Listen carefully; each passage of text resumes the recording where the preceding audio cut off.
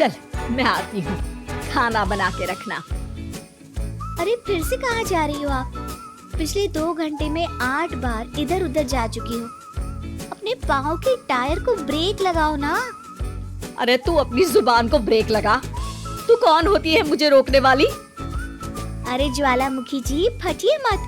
मैं बस ये कह रही थी कि बिना बात के बाहर मत निकलो। लॉकडाउन खत्म हुआ है, कोरोना नहीं। बीमारी तो अब भी है ना।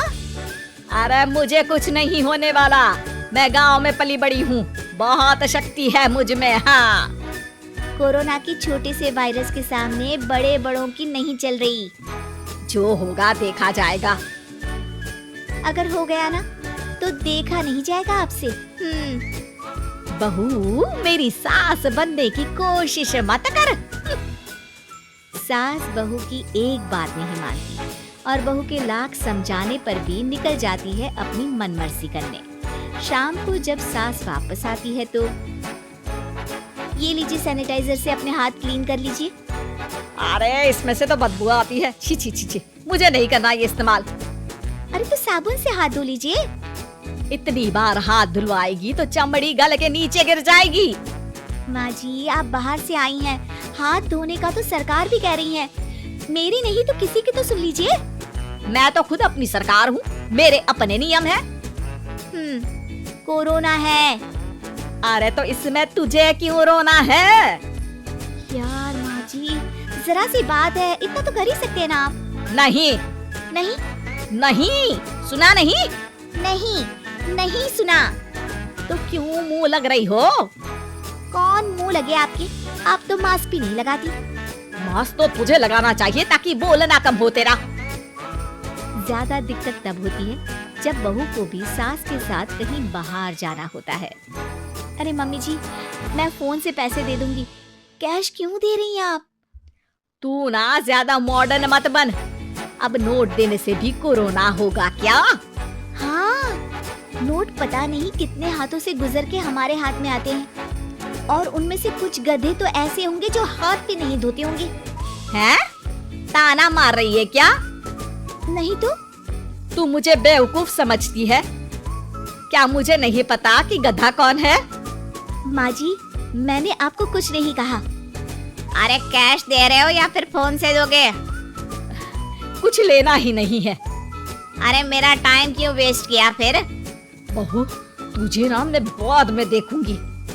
बाद में मतलब कितने बजे? बहू बड़ी मजाकिया है आपकी। और सास बहुत गुस्सैल है, एक फटका दूंगी ना। अरे सॉरी आंटी जी।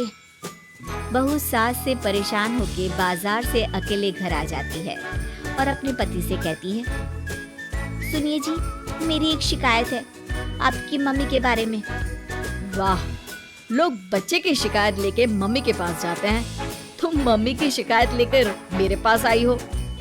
तुम्हारी माँ है ना, बिना मास्क के बाहर जाती है, सैनिटाइज भी नहीं करती हाथ और बिना काम के घूमती रहती हैं। अगर कोरोना हो गया ना तो दिक्कत हो जाएगी। अरे मैंने भी तो कहा ना उनसे 1-2 बार, पर मम्मी मानती ही नहीं किसी की बात। मुझे ही कुछ करना पड़ेगा। अच्छा क्या कर लोगी तुम? क्या कहा? नहीं मेरा मतलब तुम क्या करने वाली हो? तुम बस मेरा साथ दो।